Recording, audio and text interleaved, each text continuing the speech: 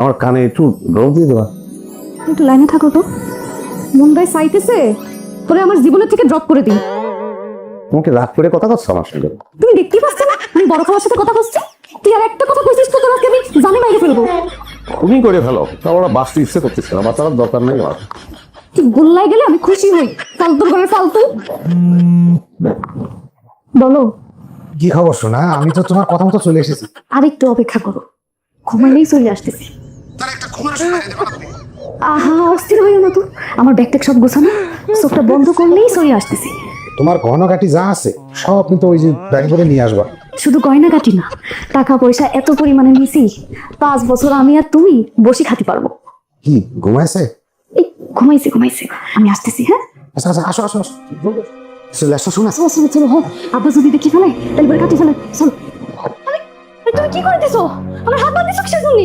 জয়নুলের মতো একটা সহজ সরল মানুষকে যে সাইডে আসতে পারে, কদিন পরে যে তুমি আমাকে সাইডে যাবেন তার কোনো গ্যারান্টি আছে?